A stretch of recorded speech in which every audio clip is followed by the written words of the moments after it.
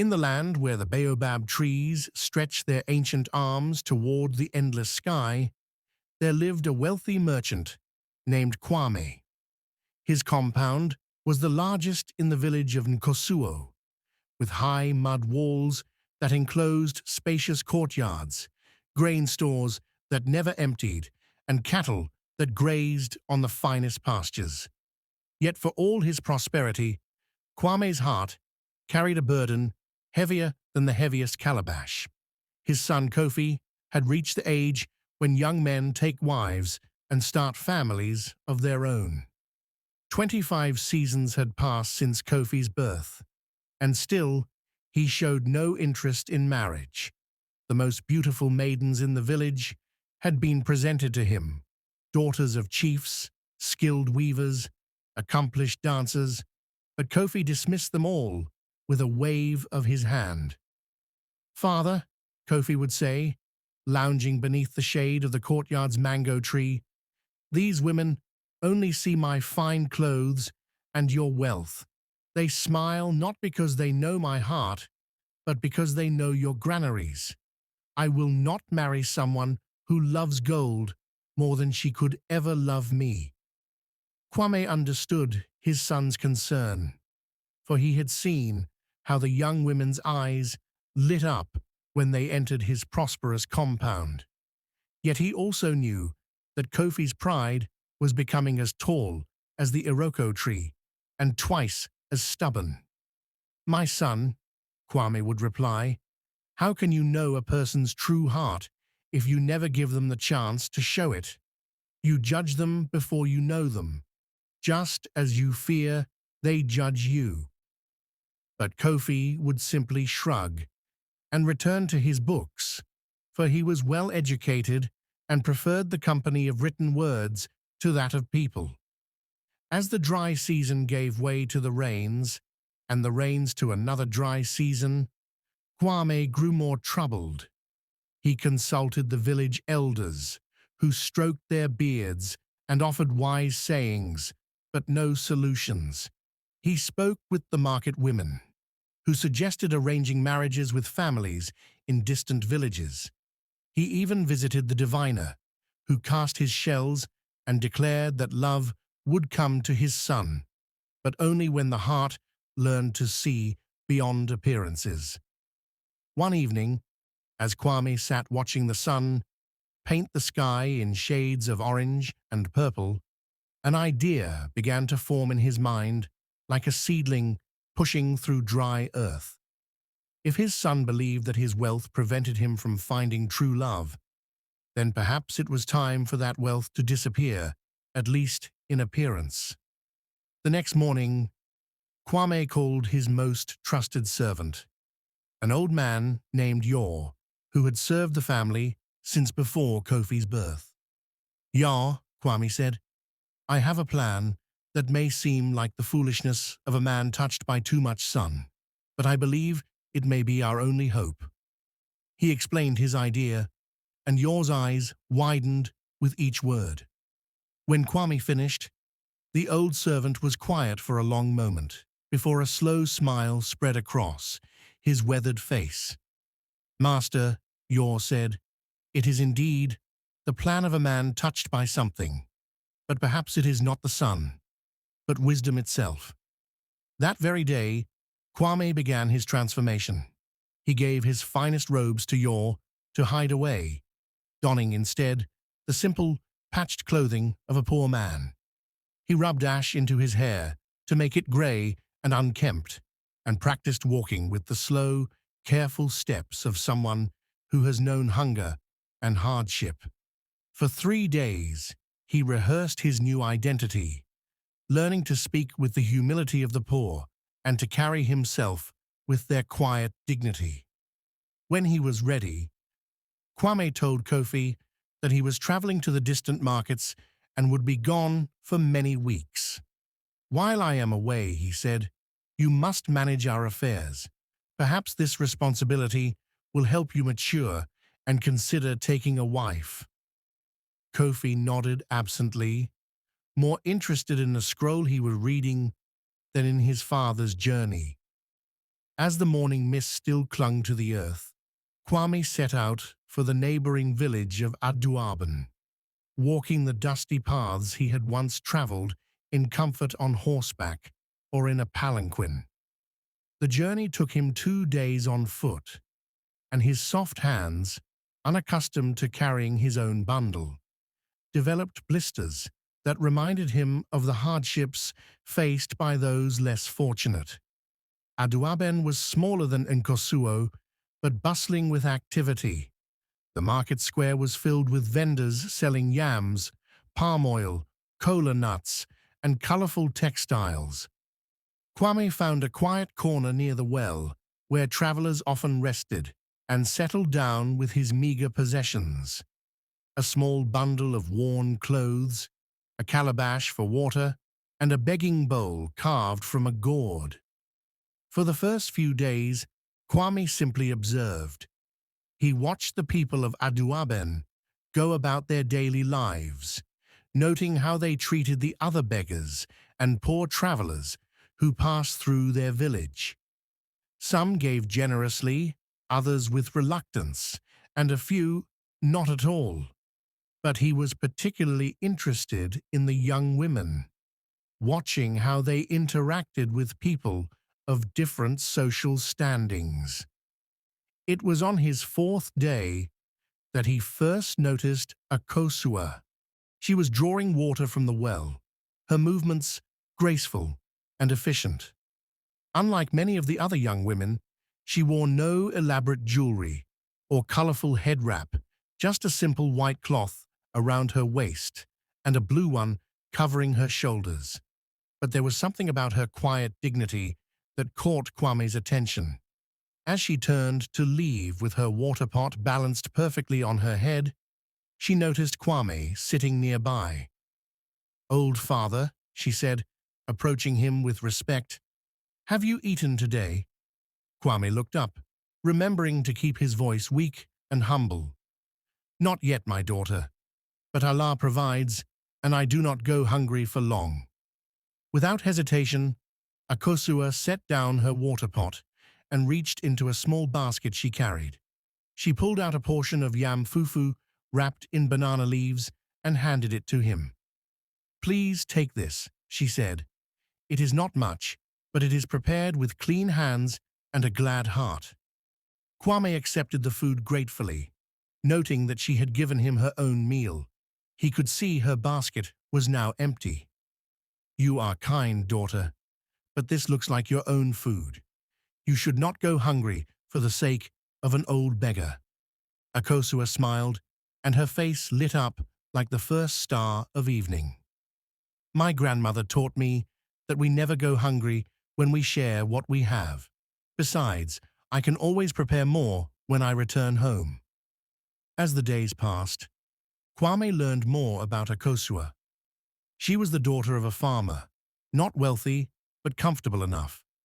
Every day, she brought water to her family's compound, and every day she stopped to speak with him, sharing food, water, or simply conversation. She never gave with the reluctant air of duty, but with genuine warmth and concern.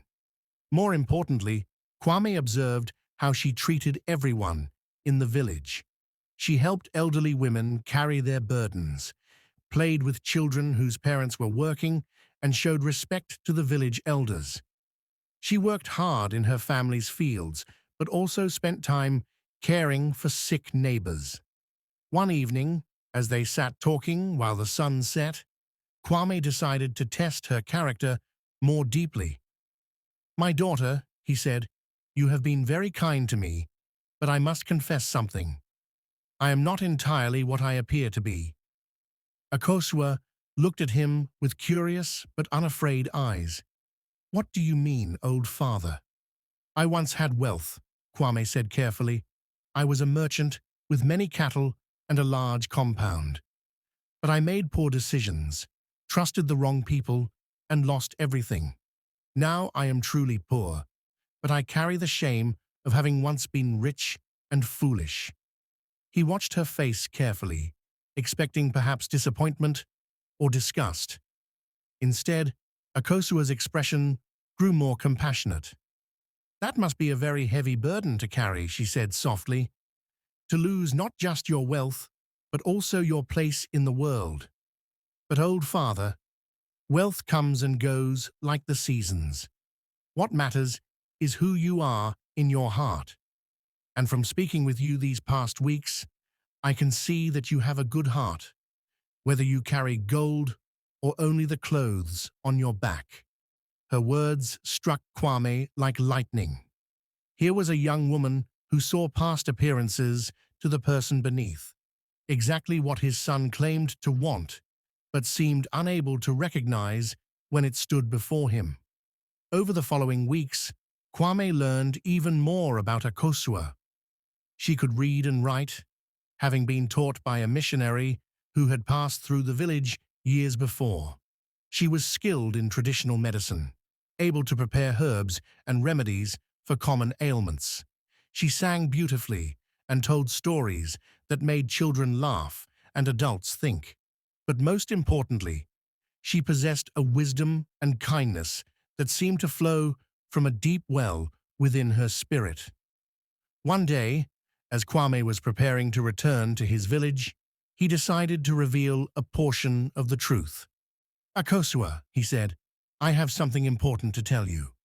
I do have a son, a young man of good character, but perhaps too much pride. He lives in the village of Akosua and believes that no woman could love him for himself, only for wealth and status. If such a man came to meet you, what would you think of him?" Akosua considered this carefully. "I would think he has been hurt, perhaps, or has seen too much of people's greed. But if he is truly good-hearted, then his pride is just a shell protecting something tender inside. Such a man would need a patient woman, one who could show him through her actions that love sees deeper than the surface. And if this man's father approved of you, would you consider meeting him?" "Old father," Akosua said with a gentle laugh, "you speak as if you are arranging a marriage. But yes, if his father is as wise and good-hearted as a certain old beggar I know, then his son must have learned some valuable lessons. I would be honored to meet him." That night, Kwame could barely sleep for excitement. He had found not just a suitable wife for his son, but a remarkable young woman who embodied all the virtues he had hoped to find: kindness, wisdom, generosity, inner beauty, and the ability to see past appearances to the truth beneath. The next morning, he prepared to leave Aduaben, but not before having one final conversation with Akosua. "My daughter," he said, "you have shown great kindness to a poor old man, and I want to give you something in return. In 3 days' time, a young man will come to your village. He will be well-dressed and arrive with gifts for your family. He may seem proud at first, but I ask that you look past his initial manner to see his true heart. Will you do this for me?" Akosua agreed, though she looked puzzled by the old man's mysterious words. Kwame returned to Akosua and immediately set his plan into motion. After bathing and dressing in his finest robes, he summoned Kofi. "My son," he said, "I have found someone I believe you should meet. She is in the village of Aduaben, the daughter of a farmer named Kwaku. Her name is Akosua, and I think you will find her interesting." Kofi looked skeptical. "Father, how do you know this woman is any different from the others? Did her family approach you because of our wealth?" "Actually," Kwame said with a smile, "she has no idea who we are or what we possess. I met her under unusual circumstances.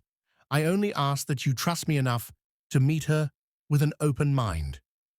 3 days later, Kofi set out for Aduaben, dressed in fine clothes and accompanied by servants carrying gifts of kola nuts, cloth, and palm wine. His father had insisted on these formalities, though Kofi remained doubtful about the entire enterprise. When he arrived at Kwaku's compound and announced his purpose, The farmer and his family were surprised, but welcomed him with traditional hospitality. Akosua, however, studied the young man with particularly keen eyes, remembering the old beggar's words about looking past first appearances. At first, Kofi did indeed seem proud and somewhat aloof, clearly uncomfortable with what he perceived as another arranged meeting with a woman who would see only his wealth. But Akosua remembered the old man's advice and observed carefully. As the afternoon wore on, she began to notice things others might have missed. When a small child stumbled and scraped his knee, Kofi was the first to help him up and clean the wound, speaking gently to comfort the boy. When her elderly grandmother struggled to rise from her seat, he quickly offered his arm for support. And when the conversation turned to books and learning, his eyes lit up with genuine passion as he spoke about philosophy and poetry. "You know," Akosua said during a quiet moment as they walked through her family's garden, "you remind me of someone I met recently, an old man who had known both wealth and poverty and who taught me that a person's true value lies not in what they possess, but in how they treat others, especially those who can do nothing for them in return." Kofi stopped walking and looked at her with surprise. That is exactly what I have always believed. But how can one know if others share this belief? How can one tell if someone's kindness is genuine or simply a performance for gain? Perhaps, Akosua suggested with a gentle smile, the same way you would want someone to see past your fine clothes to know your true heart, by spending time together, by watching how each person acts when there is nothing to be gained, by trusting that genuine goodness recognizes itself in others. They talked until the stars appeared, and for the first time in years, Kofi felt truly understood. Here was a woman who spoke of character and virtue not as abstract concepts, but as living principles. Her wisdom seemed beyond her years, and her kindness appeared as natural as breathing. When Kofi returned to Akosua the next day, his father was waiting anxiously for news. "Well?" Kwame asked, trying to hide his excitement. "Father," Kofi said, and his voice held a wonder that had been absent for too long. "I think I have met the woman I want to marry, but I must return to Aduaben immediately to propose properly and to ask her father for her hand." Kwame's heart sang with joy, but he kept his expression calm. "Are you certain she is not interested in you only for your wealth?" "I am certain," Kofi replied. "In fact, she said something that suggests she values character above possessions. She spoke of an old man she had met, who taught her about looking beyond appearances. I think this woman has been well taught in the things that truly matter." 6 months later, the village of Akosua celebrated the most joyous wedding in many years. Kofi and Akosua were married beneath the great baobab tree, surrounded by family and friends from both villages. The bride was beautiful in her white kente cloth and gold jewelry, but those who knew her best saw that her true radiance came from the happiness that glowed in her eyes.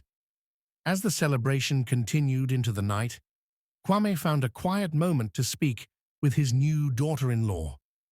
"Akosua," he said, "I have a confession to make. Do you remember an old beggar you befriended in your village some months ago?" Akosua's eyes widened as understanding dawned. "The old father who spoke so wisely about character and appearances, that was you." Kwame nodded, suddenly uncertain how she would react to his deception. But Akosua began to laugh, not with anger or embarrassment, but with pure delight. "Oh, wise father-in-law, you taught me the greatest lesson of all, that love and wisdom can come disguised in any form, and that the heart that is open to giving will always recognize the heart that is worthy of receiving." From that day forward, Kofi and Akosua's marriage became legendary in both villages, not just for their happiness, but for their generosity and wisdom. They opened their home to travelers and their hearts to all who needed help. And sometimes, visitors to their compound would notice an old, worn beggar's bowl sitting in a place of honor, a reminder that the greatest treasures in life often come disguised as the humblest gifts. Years later, when their own children asked about the bowl, Akosua would tell them the story of their grandfather's great disguise and how sometimes we must become poor to understand the true meaning of wealth, humble to learn the value of pride, and simple to grasp the complexity of love. And Kwame, now truly an elder with hair white as cotton, would add, with a knowing smile, "Remember, my grandchildren, that the heart that gives freely will always recognize the heart that receives with gratitude. For in the end, we are all beggars in the marketplace of love, hoping to find someone who will see our true worth beneath whatever mask we wear." Thus ended the tale of the beggar's wisdom and the love that was found when pride learned to see with the eyes of humility.